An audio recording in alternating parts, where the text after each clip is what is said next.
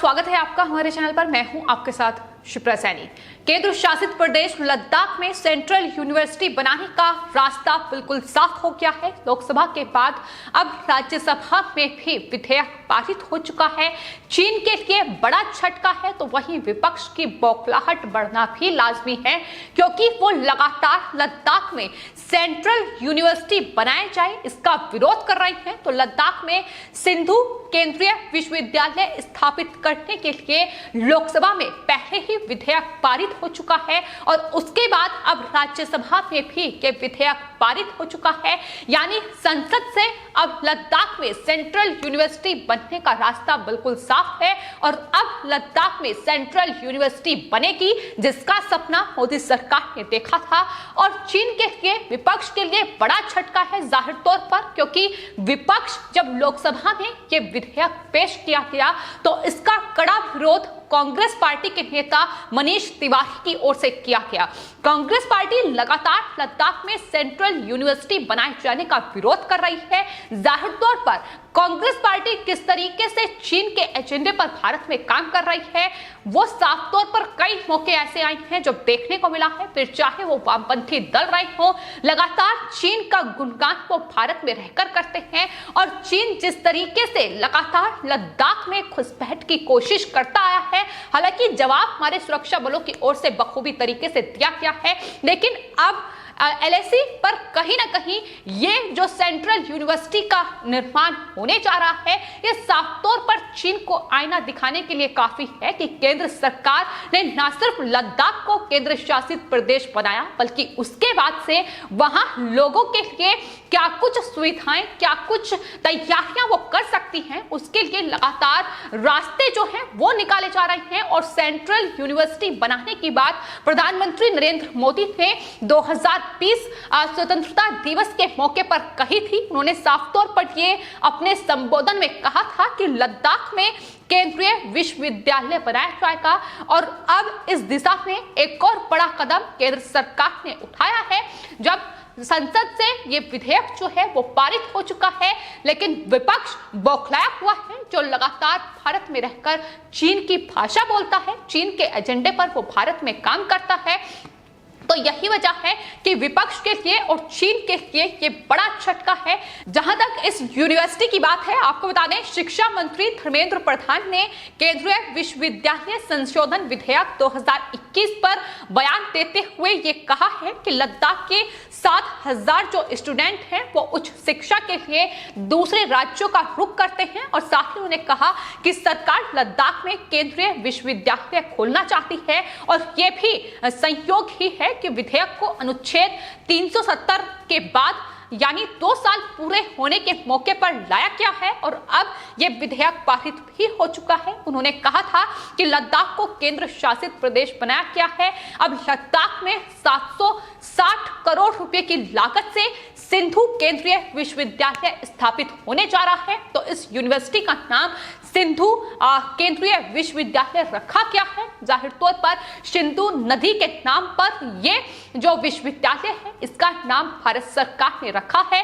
लेकिन जिस तरीके से ये विधेयक पारित हुआ है, जाहिर तौर पर लद्दाख के लोगों के लिए, वहां के स्टूडेंट्स के लिए ये सबसे बड़ी और अच्छी खबर है। केंद्र सरकार ने ये बड़ा कदम उठाया है। यही वजह है कि विपक्ष लगातार बौखलाया हुआ है। लेकिन वहीं मानसून के इस सत्र में जो अपने अंतिम पड़ाव पर कहीं ना कहीं पहुंच गया है, आखिरी हफ्ता होगा, लेकिन इससे पहले आपको बता दें, बीजेपी ने अपने लोकसभा और राज्यसभा सांसदों को व्हिप जारी कर दिया है। उन्हें 10 अगस्त और 11 अगस्त को दोनों सदनों और दूसरी जो महत्वपूर्ण बैठकें केंद्र सरकार की होंगी, मोदी मंत्रिमंडल की होंगी, उसमें शामिल होने के लिए कहा गया है, वो मौजूद रहे, ये साफ तौर पर कहा गया है। तो मॉनसून सत्र का ये आखिरी हफ्ता है और आखिरी हफ्ते में कई महत्वपूर्ण जो विधेयक हैं वो राज्यसभा से पास हो सकते हैं। तो ऐसे में तमाम जो बीजेपी के सांसद हैं उन्हें मौजूद रहने के लिए कहा गया है।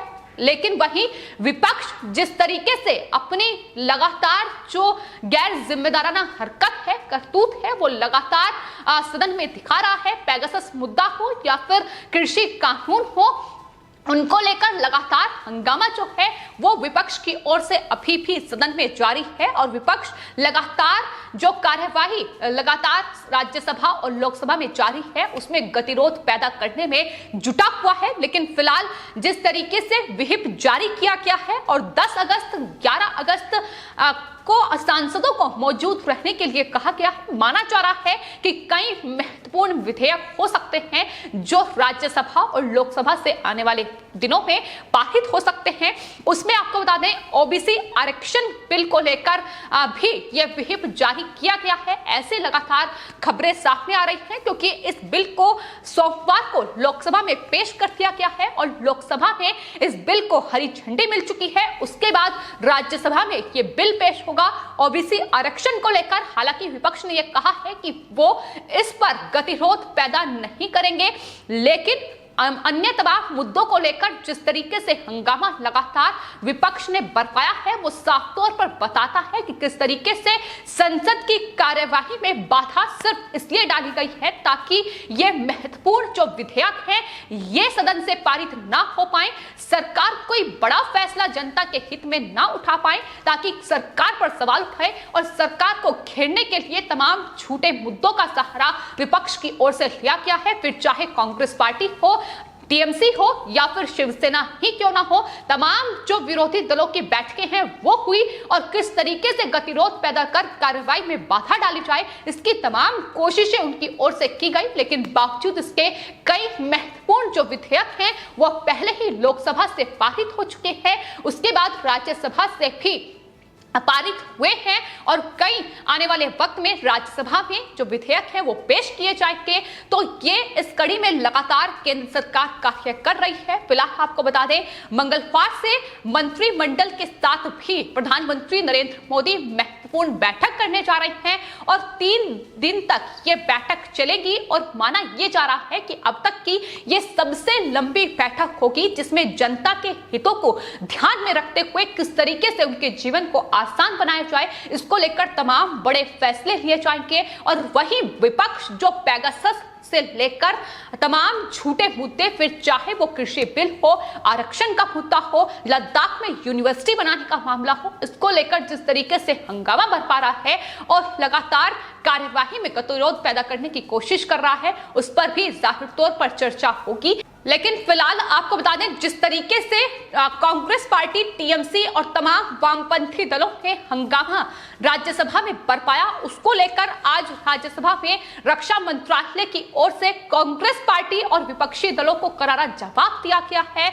उन्होंने ये साफ तौर पर जवाब देते हुए कहा है कि भारत चीन सीमा पर किसी तरह का घुसपैठ नहीं हुआ है, जिसको लेकर हंगामा लगातार विपक्ष की ओर से बरपाया जा रहा है। इतना ही नहीं, रक्षा मंत्रालय ने पेगासस मामले को लेकर जो विपक्ष लगातार ड्रामा कर रहा है, सदन में लगातार गुंडागर्दी भी देखने को मिली, उस पर भी केंद्र सरकार की ने जवाब दिया है। उन्होंने कहा है कि एनएसओ ग्रुप टेक्नोलॉजी से मंत्रालय ने किसी तरह का कोई ट्रांजैक्शन नहीं किया है। जिस तरीके से लगातार झूठ फैलाया जा रहा है कि दरअसल पेगासस सॉफ्टवेयर का इस्तेमाल कर कई राजनेताओं की जासूसी केंद्र सरकार ने की है, कई नेताओं का फोन हैक किया गया है, यहां तक कि कांग्रेस पार्टी के नेता राहुल गांधी ने भी इस झूठ का सहारा लेकर विपक्षी दलों की एक बैठक भी बुलाई। तमाम तरीके से कोशिश यह की गई कि पेगासस को लेकर बवाल काटा जाए और मॉनसून का यह सत्र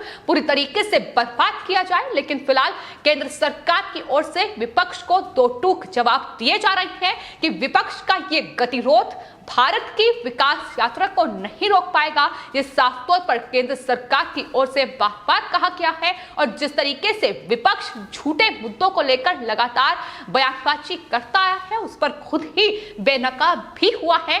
लेकिन फिलहाल लद्दाख में सेंट्रल यूनिवर्सिटी बनाने की बात हो या फिर तमाम दूसरे विधेयक जो लोकसभा में पास हो चुके हैं, राज्यसभा में आने वाले वक्त में पेश होंगे, उन्हें पास करने की जद्दोजहद केंद्र सरकार सरकार उसमें लगी हुई है और आने वाला वक्त जो है, आने वाले दिन जो है वो संसद में महत्वपूर्ण होने जा रहे हैं। और यही वजह है कि बीजेपी की ओर से अपने तमाम सांसदों के लिए यह व्हिप जारी किया गया है, जिसमें यह साफ तौर पर कहा गया है कि लोकसभा और राज्यसभा में तमाम जो सांसद हैं वो मौजूद रहें। और इस हफ्ते में कई अहम बैठकें भी होने जा रही हैं, जिसमें मौजूद रहने के लिए केंद्र सरकार की तरफ से कहा गया है। फिलहाल आपकी इस पूरे मामले पर क्या राय है, हमें कमेंट बॉक्स में जरूर लिखें और चैनल को सब्सक्राइब करें। धन्यवाद।